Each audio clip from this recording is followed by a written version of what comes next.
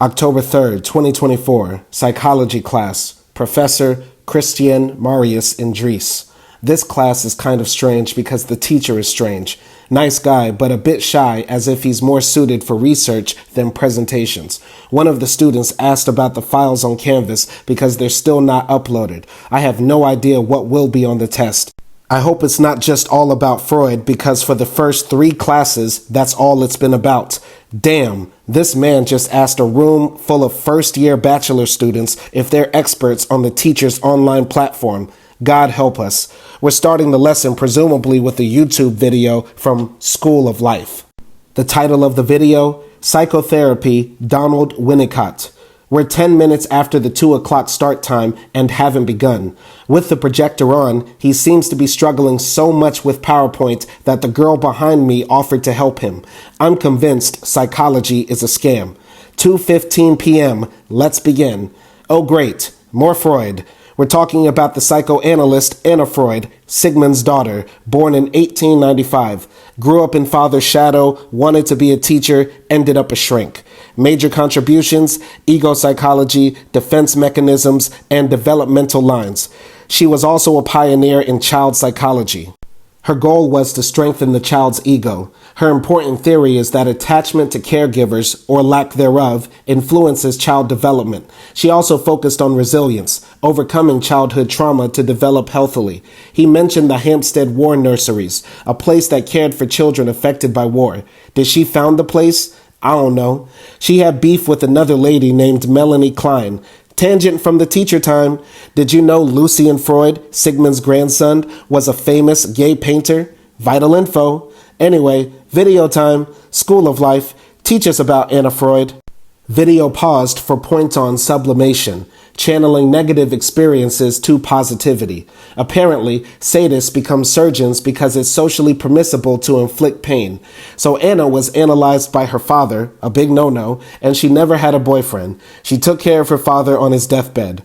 On to Melanie Klein, born in 1882. She started psychoanalysis with Hungarian Sándor Ferenczi. Did he say there's a cult around him? Klein's seminal work is the psychoanalysis of children. Klein developed the quote-unquote play technique, encouraging free association. Her key concepts of object-relation theory are internal objects, splitting, and projective identification. She believed object relation began at birth, and Freud believed children start life only obsessed with their self, narcissism. Klein also thought about fantasy, spelled with a PH, and distinguished envy from jealousy and greed. Like her father, Anna Freud made an impact but has become controversial. Video time. Does School of Life give out degrees? Melanie Klein was Austrian, by the way. Interesting talk about titties. Now to Donald Winnicott, born 1896, British pediatrician and psychoanalyst. His famous concept, the good enough mother, basically promoting adequate caregiving and not obsessing on perfection. He also talked about transitional phenomenon, when a child moves from dependence to independence, and the objects that help this process.